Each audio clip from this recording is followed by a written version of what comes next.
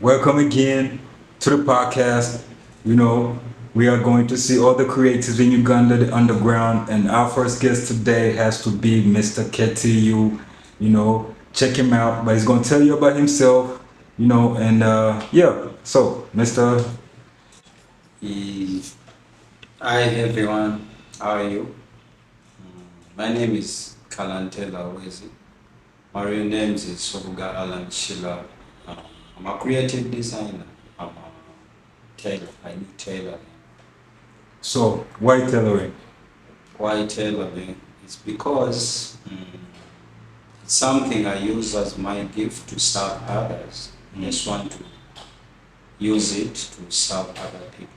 But it wasn't something I was doing like for a long time ago. It's something I just started doing like 2 years ago. Okay. So, how long, like, before the 2 years ago, were you interested in fashion, or you just like woke up one day, I was like, you know what? I think fashion is it. Uh, I've been doing fashion for more than 10 years.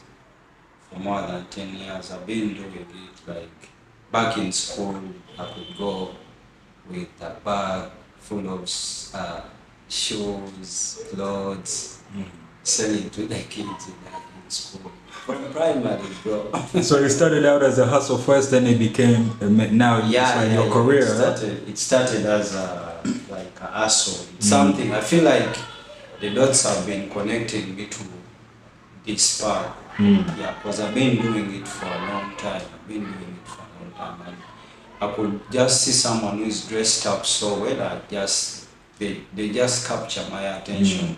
I like people who have style, because many people have good clothes but they don't have style. Exactly. And everyone calls themselves, I'm a fashionista, I'm a fashion what. So I'm not trying to put them down, but the thing is, we are here to show that, like, especially the young kids out there, to show them like what this whole thing is about, because it's more than just wearing good clothes. Yeah. So, as your journey and being now 2 years you've been a fashion designer, what are some of the issues you faced in this country? With everything that's going on, what are some of the biggest, like hurdles you faced as a designer in Uganda? I feel like so far, like, because I started as a collective designer. I could collect stuff from downtown Owino. There's a market called Owino. I could just go there. It sells second-hand stuff. I'd go there early in the morning, start collecting good stuff, come back, sell to the guys. You get to connect with a lot of people through that. So far on this new path of tailoring, creating my own things, the challenge sometimes is like the fabric. You don't have like the fabric you really feel like you want to use, but still that is not a problem, because you can still use what is available. So some of the challenges I can say is maybe we need a platform for the young designers. We need a real platform for the young designers, because people who are like, it's not about the limelight, but I feel like the young people, especially people in the ghetto who are doing like creative work, people who are from different parts of the country who are doing real creative work, I feel like they lack something, like a voice. They need a voice, like from people to hear them out, what they have, because not everyone who is in the media is doing the right thing, bro. Exactly. Yeah, so those are some of the challenges. Maybe like high taxes, like on the fabrics, on some of the things we use, and plus some of the machines people use.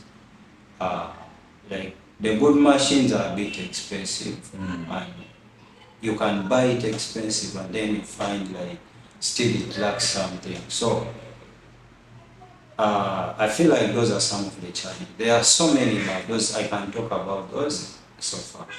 So since you've been in the fashion industry, where do you see the fashion industry in Uganda heading?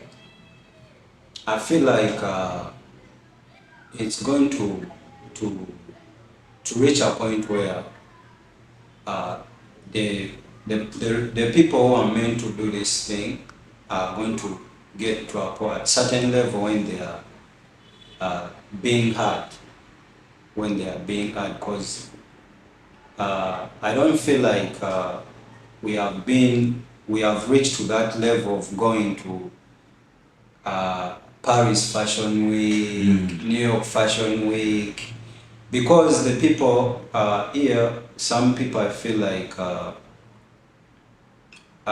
they need to they need to get time and go look for real designers, like designers who are creating things from scratch. So I feel like as time goes by, we are going to reach to that level. We are going to reach to that level, and that's one of the reasons we are here. I'm here for those things. I'm here to talk to everyone who wants to learn something, because I want to teach the kids tailoring. I want to teach the kids more things besides tailoring, because the mission is bigger than tailoring. I respect that. So what would you tell the kids that are coming up?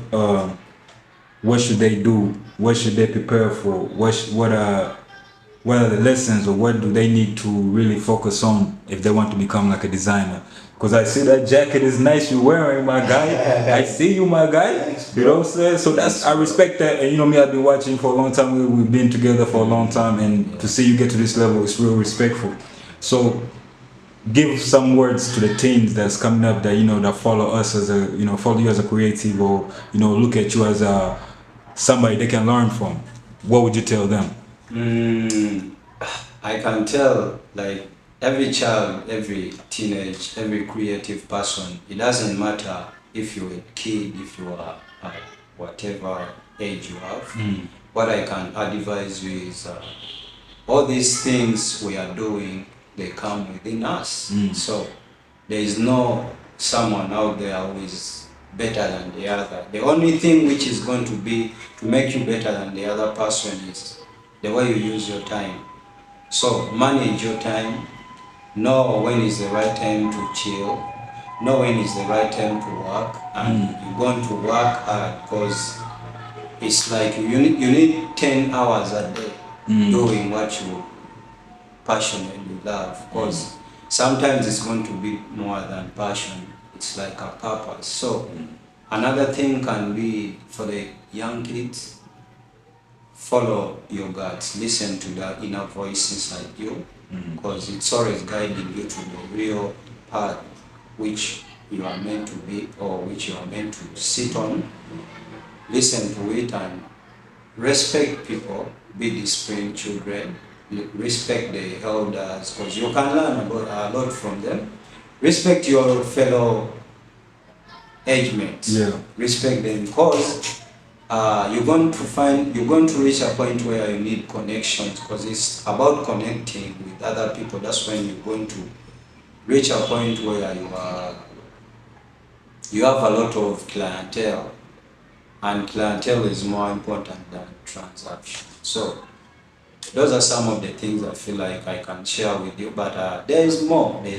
Another thing can be learn how to go into the marketplace and feel the fabric by yourself. Don't be so much into the computers and social media, because some of the things you see on social media are not real in real life. So learn how to go there by yourself and feel the fabric and touch it, so that you can connect with it, for you to understand what it is about, what you can make out of it.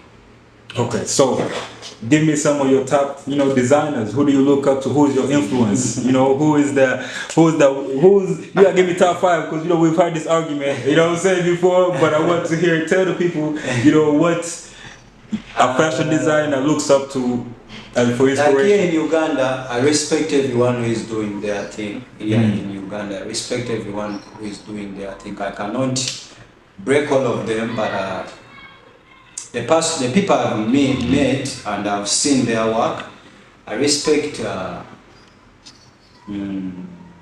is Gloria. I like how she does her thing. I like. I'll be talking about Gloria Wavamuno.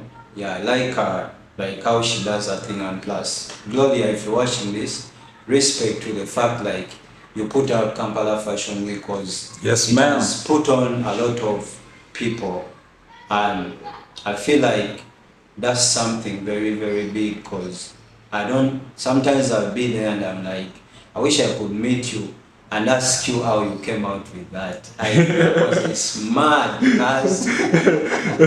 So another person here in Uganda, I haven't met a lot of designers out there. I haven't met a lot of designers, but there are so many kids out there in downtown. I see they create their things and they don't have voices. So I don't know a lot. There's this gentleman called Latif. I heard about him. I respect you, bro. I don't know about him, but I haven't seen his work, but I respect him. So there are also some other guys there, like the young people who are doing their thing. But when we go from here in Uganda, outside countries, I respect Virgil. I respect J. Lorenzo. I respect. You need to reshare for that. I respect. But my like, to me, I can't tell you like this is the best creative designer because everyone is unique in their own way.